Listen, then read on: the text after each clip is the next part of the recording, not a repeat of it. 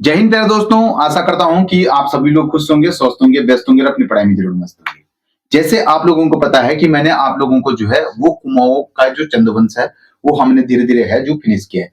यानी कि वहां से सोमचंद से लेकर के आत्मचंद से, पूर्णचंद से, इंद्रचंद से, संसारचंद से, सुधाचंद से और आपके सुधाचंद के बाद आपके हरिचंद से लेकर बीणाचंद से लेकर के आपके अशोकचंद से लेकर के कराचल देव से लेकर के थोरचंद से लेकर के आपका और थोरचंद के बाद आपका कल्याण चंद से लेकर के तिरमल चंद से लेकर के रुद्रचंद से लेकर के जितने भी वहां के शासक तिरमल चंद से लेकर के आपके लक्ष्मी चंद से लेकर के जगतपाल से लेकर के आपका दीपचंद तक जितने भी धीरे धीरे रुद्रचंद जितने भी शासक थे यहाँ के वो धीरे धीरे हमने जो है फिनिश कर लिए हैं।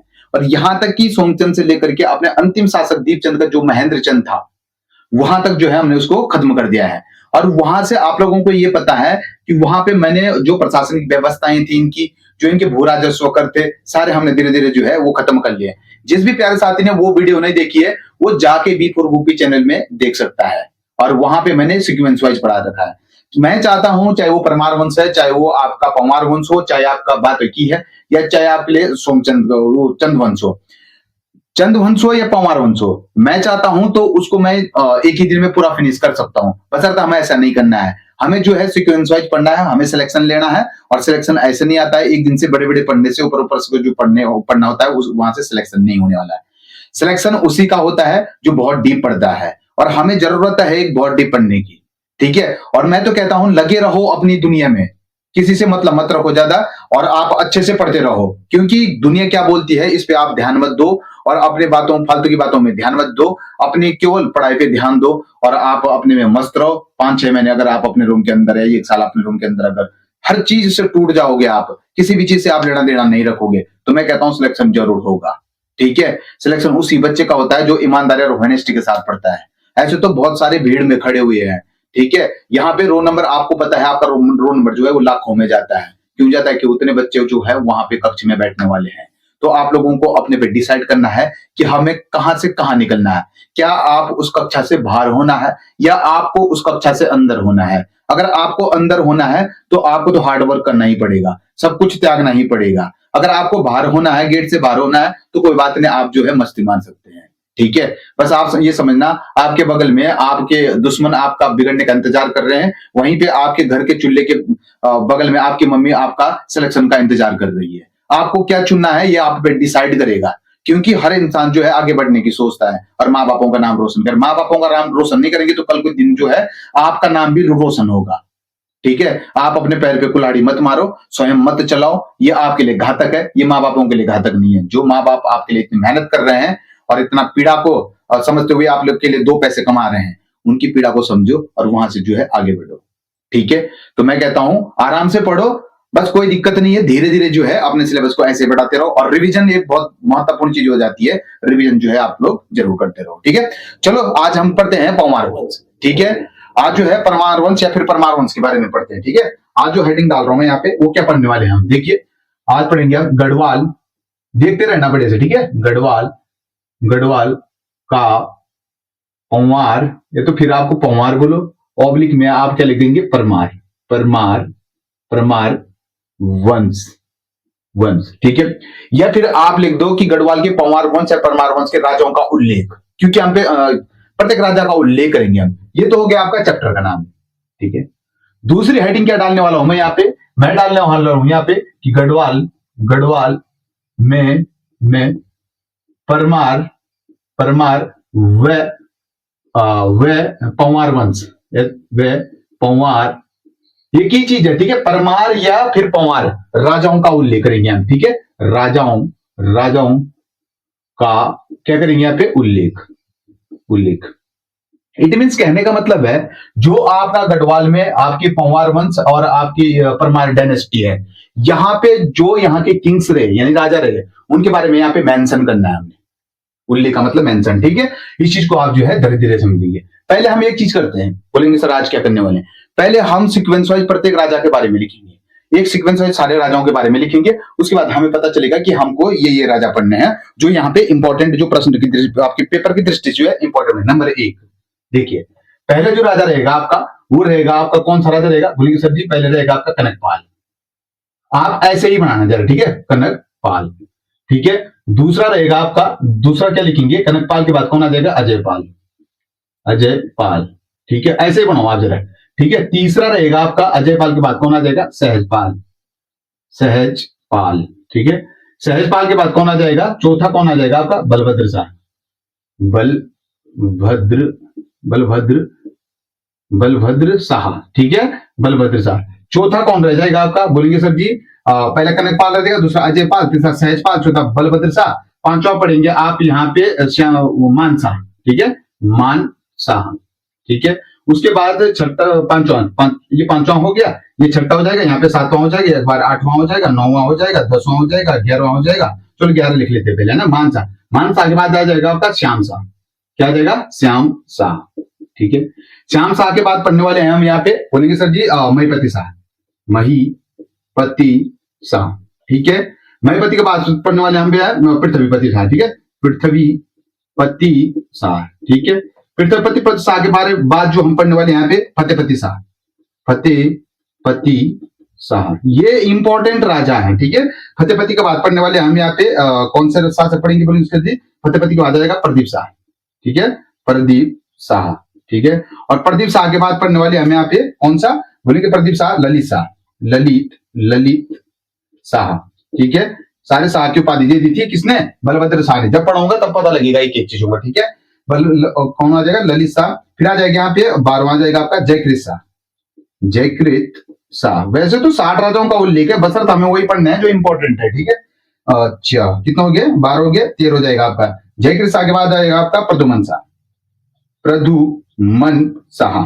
सोचो यहां पे इस तरीके से जो है आप लिस्ट बनाएंगे, आप लिखेंगे कि आप प्रद्युमन शाह के बाद कौन आ जाएंगे, बोलेंगे सर जी जो प्रद्युमन शाह के बाद आ जाएंगे आपका, यहाँ पे लिखूंगा मैं प्रद्युमन शाह, ठीक है, एक बार यहाँ पे डाल दे रहा हूं मैं प्रद्युमन शाह को, ठीक है, प्रद्युमन, प्रद्युमन शाह, ठीक है। अब प्रद्युमन शाह के बाद कौन गद्दी पर बैठ जाएंगे, 1815 में जब आपका टिहरी का उदय होता है, लिखेंगे यहाँ पे, लिख देंगे पूरा 1815 में टिहरी, टिहरी, टिहरी का उदय, उदय के बाद, ठीक है, उदय के बाद कौन आ जाएंगे यहाँ पे, प्रद्युमन शाह का पुत्र यानी कि सुरदर्शन शाह, सुरदर्शन, सुरदर्शन शाह, ठीक है। सुरदर्शन शाह के बाद कौन बढ़ जाएंगे, बोलेंगे सुरदर्शन भवानी शाह, भवानी शाह के बारे में पढ़ने वाले हम, ठीक है, भवानी शाह। उसके बाद किसके बारे में पढ़ने वाले यहाँ पे, बोलेंगे सर जी प्रताप शाह, प्रताप शाह। प्रताप शाह के बाद पढ़ने वाले हम यहाँ पे किसके बारे में, प्रताप शाह के बाद मानवेंद्र शाह, मानवेंद्र शाह, अंतिम शासक यानी कि मानवेंद्र शाह के बारे में पढ़ने वाले हैं। क्या आप लोगों को ये सीक्वेंस वाइज बनाएंगे, और उम्मीद करता हूं कि जो भी मैं यहाँ पे पढ़ा रहा हूं, ये इतने राजाओं के बारे में हमने यहाँ पर पढ़ना है, फिर वही चलेगा यहाँ की प्रशासनिक इकाई, भू राजस्व व्यवस्था और इनके कुछ टैक्सेज वगैरह जो भी रहे होंगे वो सब कुछ हम यहाँ पे पढ़ने वाले हैं। इनके बीच बीच में हम कुछ और भी पढ़ेंगे, जैसे माधो सिंह भंडारी हो गया, क्या पढ़ने वाले हैं कि माधो सिंह भंडारी, माधो सिंह भंडारी, भंडारी। उसके बाद हम यहाँ पे पढ़ने वाले हैं जैसे माधो सिंह भंडारी हो गया आपका, या कुछ और शासक रहेंगे यहाँ पे जिनके बारे में हम जो है पढ़ने वाले हैं, छोटे छोटे जो जिन्होंने यहाँ पे राज किया, ठीक है, वो सब कुछ पढ़ने वाले हैं। तो ये एक लिस्ट है जिनको हम जो है पढ़ने वाले हैं, ठीक है। इसको मैं इरेज कर रहा हूं, आप चाहो तो स्क्रीनशॉट ले सकते हैं। देखिए पहली बात बता रहा हूं मैं आपको, एक सेकंड है, देखिए सबसे पहले क्या पढ़ने वाले हम, बोलेंगे सर जी सबसे पहले आपका कनकपाल, दूसरा अजयपाल, तीसरा सहजपाल, चौथा बलभद्र शाह, हाँ जो मान शाह, फिर उसके बाद श्याम शाह, फिर उसके बाद आपका महिपति शाह, फिर उसके बाद पृथ्वीपति शाह, फिर उसके बाद पृथ्वीपति शाह, फतेहपति शाह, प्रदीप शाह, फिर ललित शाह, फिर जयकृत शाह, फिर आपको प्रद्युमन शाह 1815 में टिहरी के उदय के बाद आ जाएगा आपका कौन सा, यही आ जाएगा सुरदर्शन शाह आ जाएगा, फिर भवानी शाह आ जाएगा, फिर आपका प्रताप शाह आ जाएगा, फिर आपका मानवेंद्र शाह आ जाएगा। यही है सारे शासक, ठीक है। एक बार एक सीक्वेंस में आप लोगों को याद होना चाहिए, कभी सीक्वेंस भी पूछ लेता है पेपर में, याद रखना इस चीज को, ठीक है। मैं इस चीज को इरेज कर रहा हूं, पढ़ने वाले हम किसके बारे में, सर जी कनकपाल के बारे में पढ़ने वाले हैं आज। पंवार वंश के फाउंडर माने जाते हैं, ठीक है, गढ़वाल में पंवार वंश के फाउंडर किसको माना जाता है, तो कनकपाल को माना जाता है। चलो इसको पढ़ने वाले हैं, ठीक है। अच्छा ठीक है, अब जो है हमने ये इरेज कर लिया। अब एक बात सोचो आप, यहाँ पे बोलेंगे सर जी क्या बात सोचनी है, ये मत सोचना कि थोड़ा स्पीड में पढ़ा रहा हूं, हम थोड़ा से तेजी से चलेंगे, इतने धीमे भी नहीं चलेंगे, पर नोट्स जो है आप अच्छे से ही बनाना, ठीक है। कहने का मतलब समझो आप, यहाँ पे सबसे पहली बात आता है कि यहाँ पे समझो इसको, गढ़वाल में परमार व पंवार राजाओं का उल्लेख, उल्लेख का मतलब क्या होता है, यानी कि मेंशन क्या होता है, व्हाट इज द मेंशन। तो कहने का मतलब I mean to say that कि जो मेंशन होता है आपका, वो क्या होता है कि किसी के चीज के बारे में उल्लेख करना है, जितना उसने विस्तार किया, जितना उसने शासन किया होगा यहाँ पे, ठीक है, उसका हमें क्या करना है, धीरे धीरे उसको समझना है। ठीक है, सबसे पहले लिखेंगे यहाँ पे गढ़वाल, लिखेंगे सर, यहाँ पे दूसरे से लिख रहा हूं मैं। ठीक है, क्या लिखेंगे यहाँ पे, बोलेंगे सर जी गढ़वाल, गढ़वाल में कनकपाल, कनकपाल। ठीक है, गढ़वाल का कनकपाल, या फिर आप गढ़वाल का कनकपाल के बारे में लिखो आप। ठीक है, ऐसे लिख सकते हैं। नंबर एक बार लिखेंगे, सबसे पहले आपका पंवार, यानी कि पंवार, या ऑब्लिक में आप लिख सकते हैं, यहाँ पे ऑब्लिक में लिखा हुआ। ठीक है, परमार, परमार वंश का क्या हो जाएगा, संस्थापक, फाउंडर, संस्थापक। कौन हो जाएंगे इसके फाउंडर, बोलेंगे सर जी अभी लिखा है आपने कनकपाल, कनकपाल। ठीक है, कनकपाल हो जाएंगे। दूसरे क्या हो जाएगा यहां पे कि इसके फाउंडर तो आपके जो है वो कनकपाल को माना जाता है, लेकिन प्राचीनतम अभिलेख यहां पे लिखेंगे, प्राचीनतम,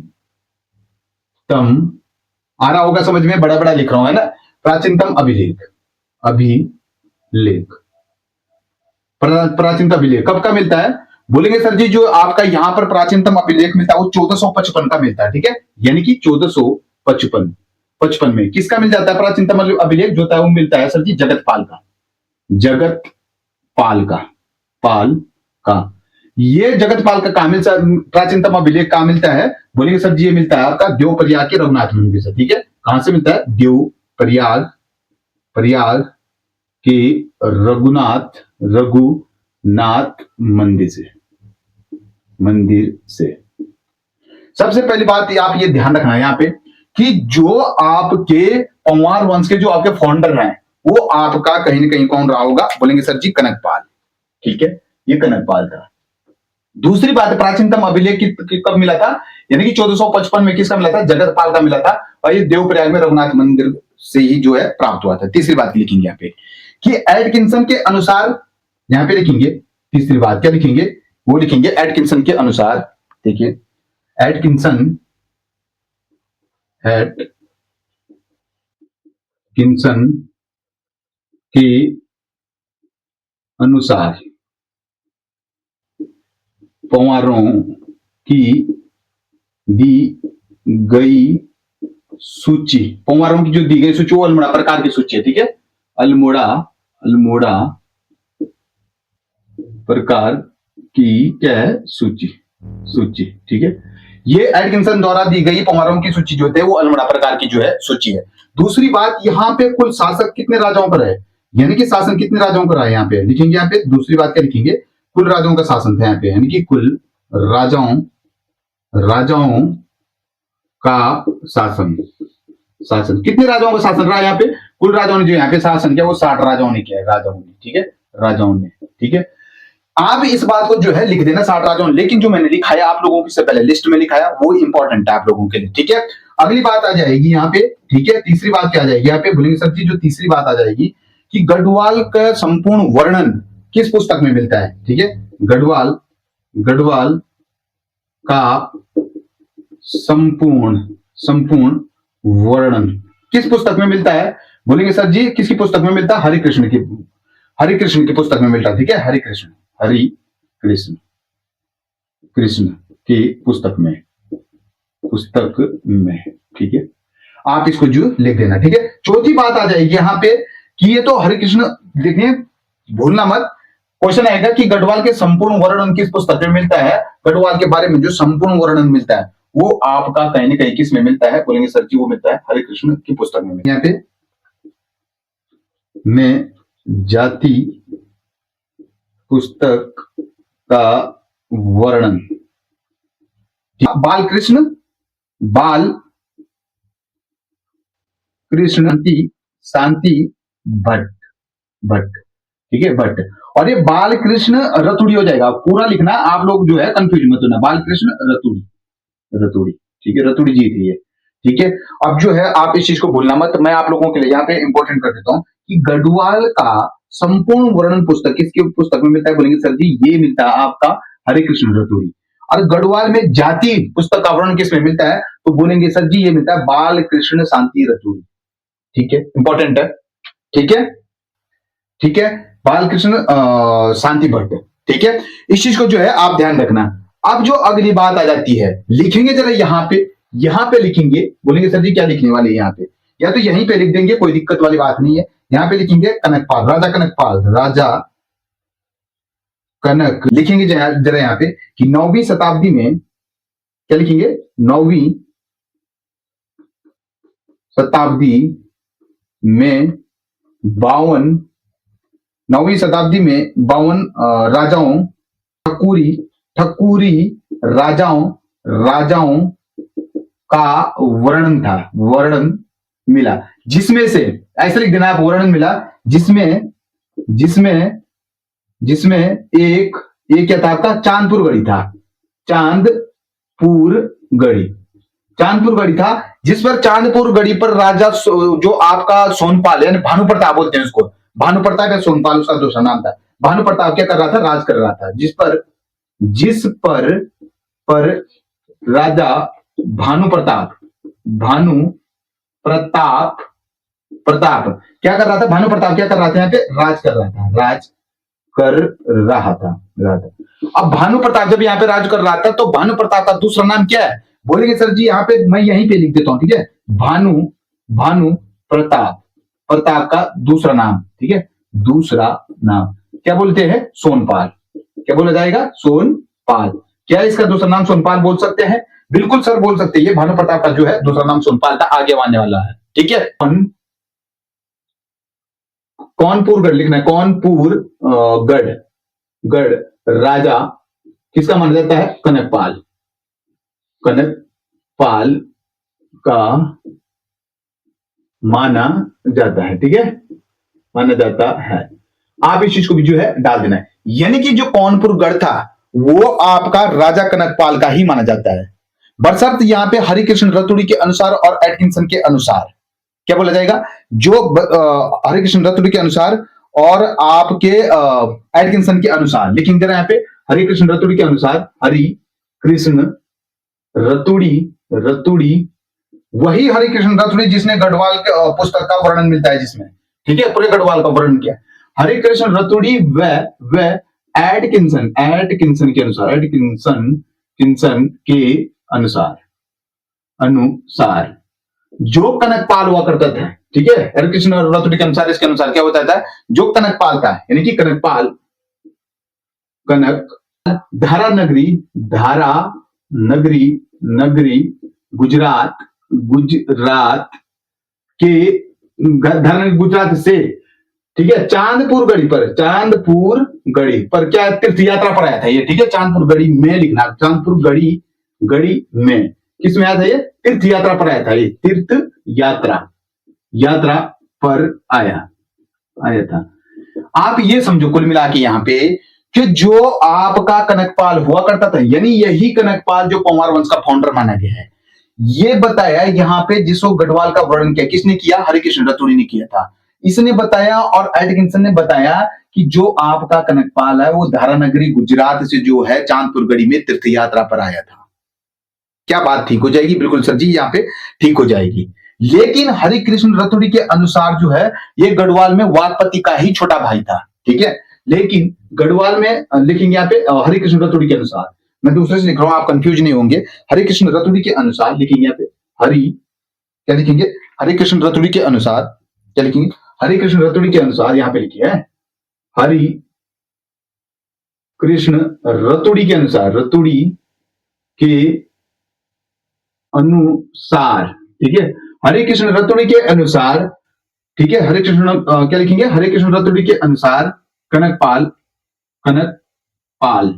किसका भाई था, वाकपति का ही छोटा भाई था, क्या बिल्कुल ठीक बन जाएगा, बिल्कुल ठीक बन जाएगा sir.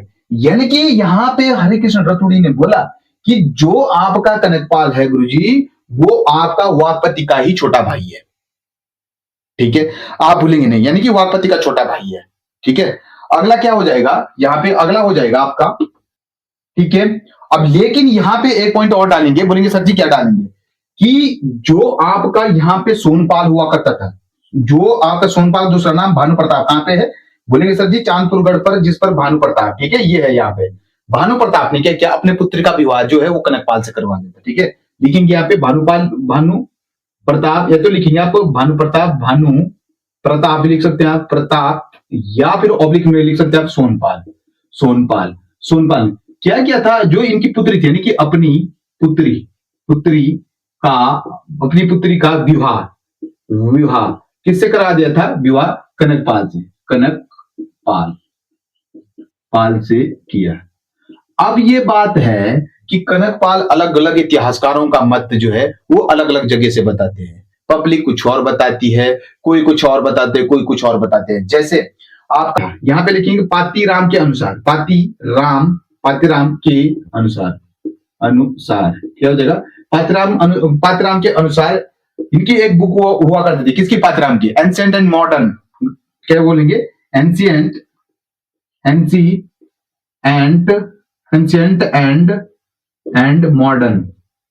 Modern ancient and modern में बताया कि जो कनकपाल था वो आपका मालवा से यहां आया था, ठीक है। यानी कि उसने क्या बोला कि तो मालवा देश से आया था, लेकिन यहाँ पे एंशिएंट एंड मॉडर्न गढ़वाल लिख देना, यहाँ पे ठीक है, गढ़वाल एंशिएंट एंड मॉडर्न होगा ये, ठीक है, गढ़वाल एंशिएंट एंड मॉडर्न, यहाँ पे लिख देता हूं मैं, गढ़वाल एंशिएंट एंड मॉडर्न। इस पुस्तक में गढ़वाल एंशिएंट एंड मॉडर्न में लिखा था कि जो आपका कनकपाल है, कनकपाल, वो कहां का बताया गया था, मालवा का बताया इन्होंने, कहां का बताया इन्होंने, मालवा से आया, फिर मालवा से बताया, ठीक है। लेकिन यहां पे दूसरी जो बात आ जाती है कि यहां पे क्या आ जाएगी दूसरी बात, बोलेंगे जो कनकपाल था वो आपका मालवा से बताया गया। कुछ इतिहासकारों के अनुसार ये भी बताया गया है कि जो कनकपाल था वो यहाँ पे गुर्जर देश से आया हुआ है, ठीक है। कुछ लोगों के द्वारा, या तो कुछ इतिहासकारों ने कुछ लोगों के द्वारा लिख देंगे यहाँ पे, ठीक है, कुछ लोगों के द्वारा,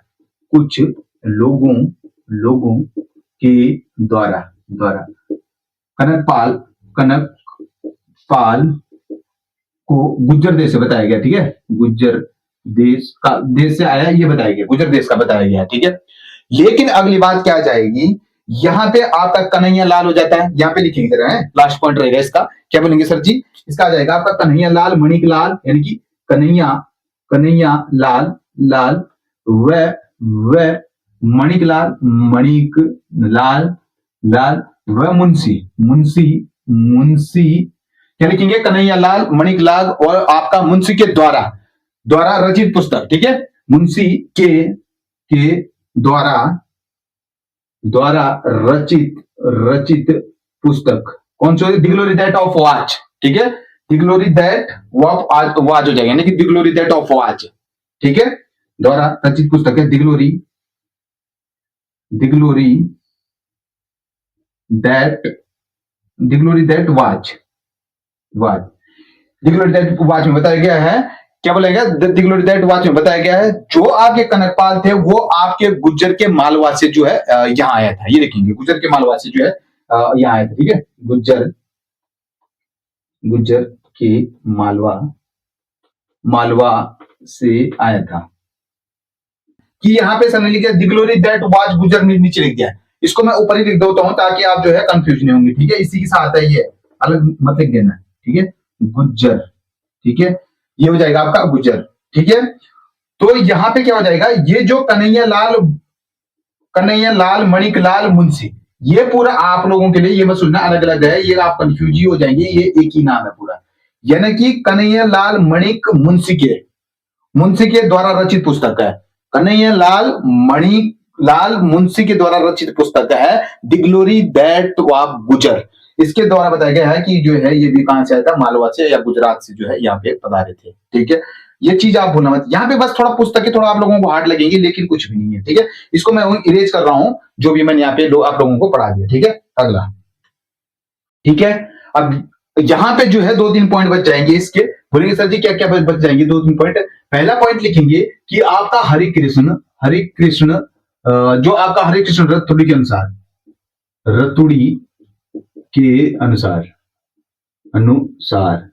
हरे कृष्ण रतुड़ी के अनुसार जो आपके गढ़वाल की नींव, गढ़वाल में पंवार वंश या परमार वंश की नींव, ठीक है, गढ़वाल में पंवार व परमार वंश की नींव, ठीक है, वंश की नींव कब बताते हैं, ये 888 में लिखते हैं ये, ठीक है, 888 में लिखते हैं।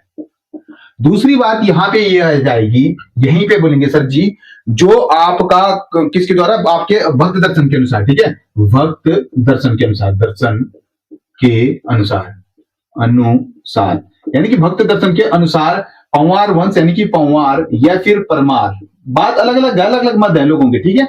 परमार वंश की नींव यानी कि न्यू लिखना है, न्यू जो कब बताई जाती है, पंवार वंश की न्यू, ये भी 888 में ही लिखते हैं। बस अब यहाँ पे राहुल सांकृत्यान के अनुसार तीसरा क्या आ जाएगा कि राहुल सांकृत्यान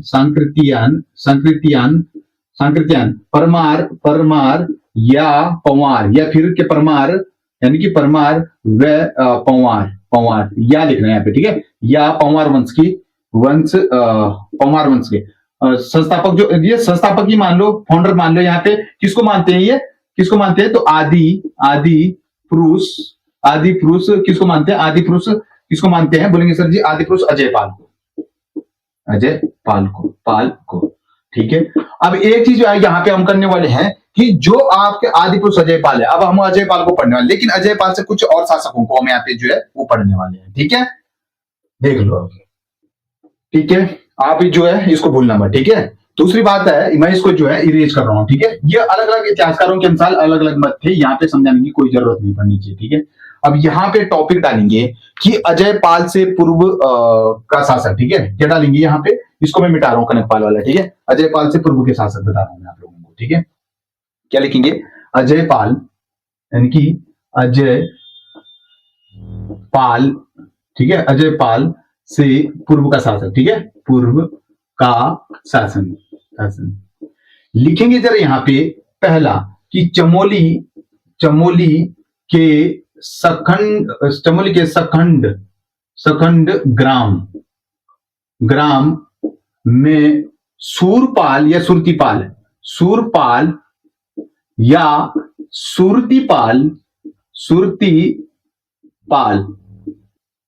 का उल्लेख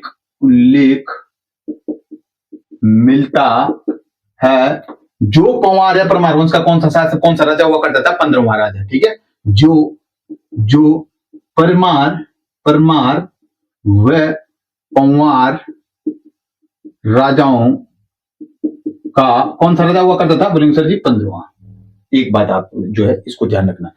अगली बात क्या आ जाएगी यहाँ पे, ये मत भूलना कि चमोली के सकंड ग्राम में आप सूरपाल या फिर आपके सुरतीपाल का एक अभिलेख प्राप्त होता है हमें, जो कि पंवार या परमार शासकों का कौन सा नंबर का राजा हुआ करता था, बोलेंगे सर जी ये हुआ करता है आपका 15वां नंबर का राजा।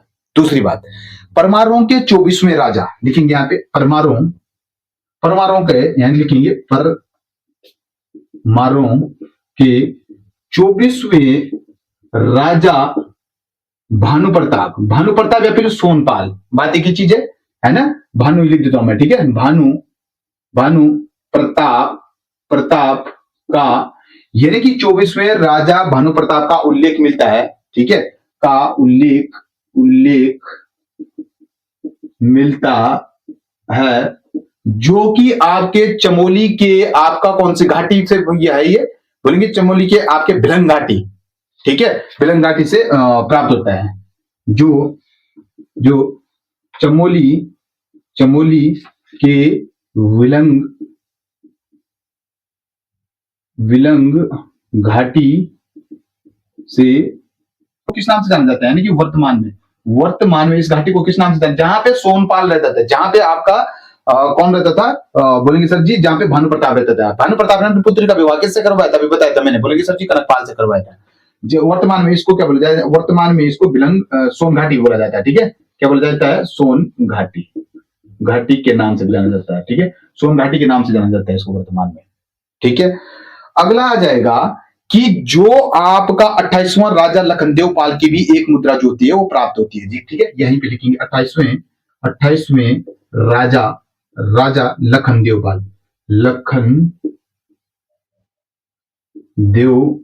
पाल की एक मुद्रा क्या होती है, प्राप्त होती है। यहां पे क्या लिखेंगे, अगला लिखेंगे जरा कि 1994 में रुद्रप्रयाग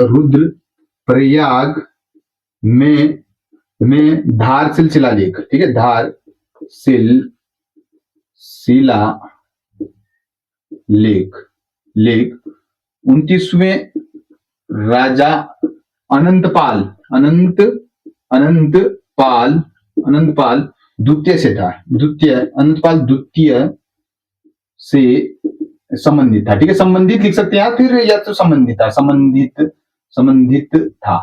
ठीक है, यानी कि रुद्रप्रयाग में 1994 में धारसिल शिलालेख का संबंध 29वें राजा अनंतपाल द्वितीय से था, जबकि अनंतपाल द्वितीय का राज्यारोहण 1333 में हो गया था। ठीक है, यानी कि यहाँ पे लिखेंगे अनंतपाल का अनंतपाल का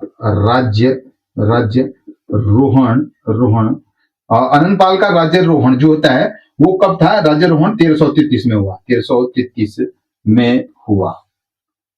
कंफ्यूज तो नहीं हो रहे आपके? मैं जल्दबाजी में पढ़ा रहा हूं, कंफ्यूज मत होना, कोई बड़ी बात नहीं है। जो यहाँ पे पढ़ा ये बुक्स थे उससे पहले थोड़ा यहाँ का इसका बेसिक था, उससे पहले मैंने राजाओं के नाम लिखा है, कोई जल्दबाजी नहीं, कंफ्यूज मत होना। ठीक है, यहाँ पे लिखेंगे आपका 34वां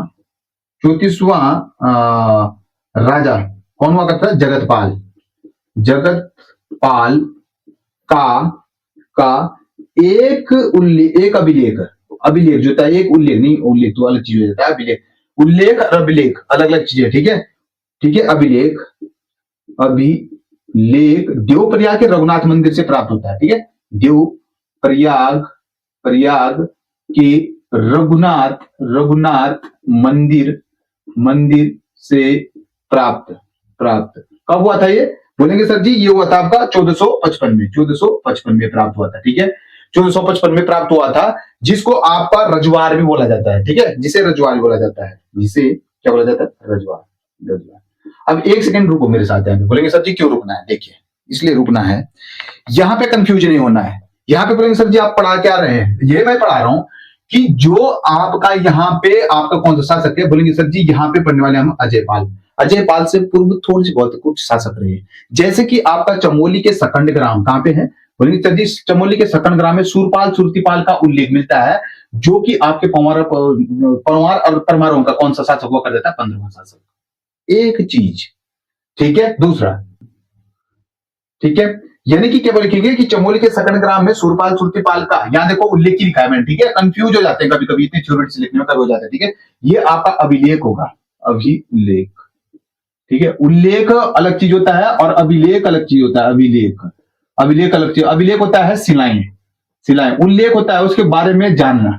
ठीक है, जैसे कोई राजा ने शासक किया होगा तो उसके बारे में, तो इनमें डिफरेंट होता है, पहले आप शब्द को पहचानना से वो। ठीक है, यानी कि तो ठीक है, इसका 15वां दावा करता था। दूसरा, परमार वंश के 24वें राजा भानु प्रताप या सोनपाल के नाम से जाना जाता है, जो भिलन घाटी में रहता था। वर्तमान में इसको कौन से नाम से जाना जाता है? कि सोन घाटी के नाम से भी जाना जाता था। किसको? इसी को जाना जाता था। ठीक है, दूसरी बात हो जाएगी 28वें राजा लखनदेव पाल का भी एक ताम्रपत्र की एक मुद्रा जो है हमें वो प्राप्त होती है, एक मुद्रा प्राप्त होती है, ऐसे देखना। ठीक है, मुद्रा प्राप्त होती है 1994 में। हाँ, इसको ध्यान से देखना, 1994 में रुद्रप्रयाग के धारसिल शिलालेख, क्या बोल रहा हूं मैं? 1994 में रुद्रप्रयाग के धारसिल शिलालेख, साफ धारसिल शिलालेख का संबंध अनंतपाल द्वितीय से था। ठीक है, अनंतपाल द्वितीय का राज्यारोहण कब हुआ था? बोलेंगे सर जी 1333 में हुआ था। वहीं पे बात करेंगे 34वां राजा कौन हुआ करता था? बोलेंगे सर जी जगतपाल का संबंध किससे था? बोलेंगे 34वें राजा जगतपाल का जो अभिलेख देवप्रयाग के रघुनाथ मंदिर से प्राप्त होता है, और जिसको क्या बोला जाता है? रजवार भी बोला जाता है। ठीक है, यहाँ पे ये खत्म होता है। चलो, मैं पढ़ा दिया था, और कल पढ़ेंगे हम अजय पाल को, उसके बाद धीरे धीरे पढ़ेंगे हम यहाँ पे अजय पाल के सहजपाल को, फिर आपका बलभद्र शाह को, फिर आपके ऐसे ही धीरे धीरे जो है मयपति शाह को, फिर तविपति शाह को, श्याम शाह को, सारा आराम से पढ़ेंगे, है ना। तो कल आराम से पढ़ेंगे जो महत्वपूर्ण शासक है, इसलिए मैं आज नहीं पढ़ा रहा हूँ, क्योंकि यहाँ पे ना ज्यादा लंबी जाएगी वीडियो। ठीक है, और आपको मेहनत करो, कर दिखाओ कुछ ऐसा कि दुनिया करे आपके जैसा, और मिलेंगे नेक्स्ट वीडियो के साथ बहुत बेहतर तरीके से। आज के लिए इतना। जय हिंद, जय भारत, जय उत्तराखंड, नमस्कार।